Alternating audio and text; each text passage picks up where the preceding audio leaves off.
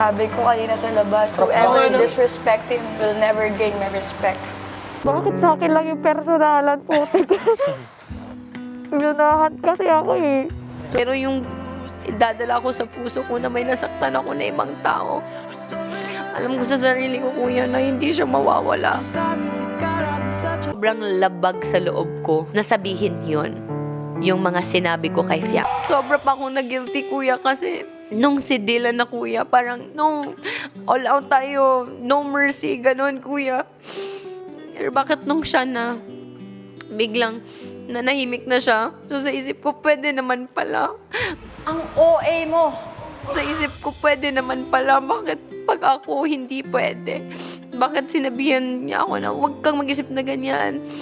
Parang acting lang yan, Just. Kaya mo yan. So parang I felt like I didn't have a choice. Hindi siya dapat nangyari. And bakit yun hinayaan ko? Kaya sobrang galit ako sa sarili ko, kuya.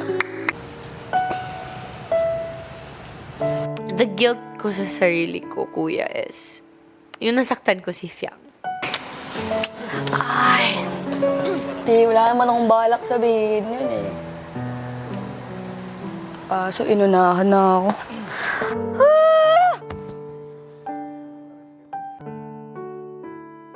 Kuya, sanay naman ako na nakakatanggap po ako ng mga ganong salita. Pero hindi yung damay lahat.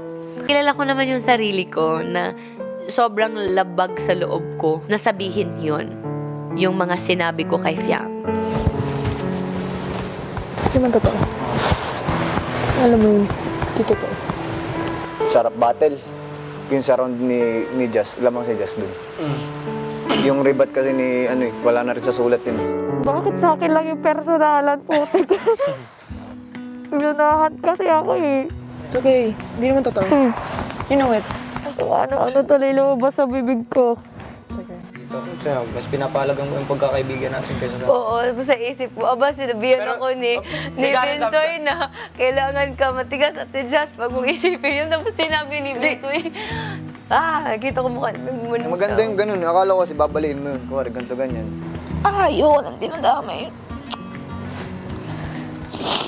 All their banners were actually quite personal.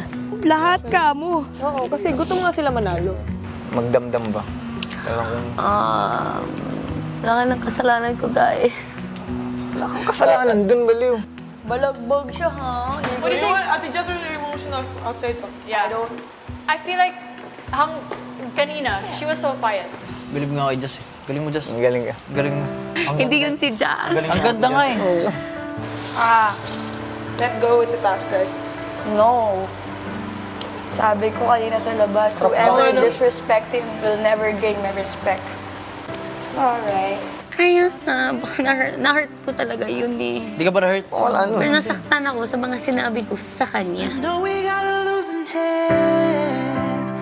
Yun nga, kilala ko sarili ko. Pag sinaktan ako ng ibang tao, eventually, it will pass. Hindi ko yan dadalhin. I'll leave it.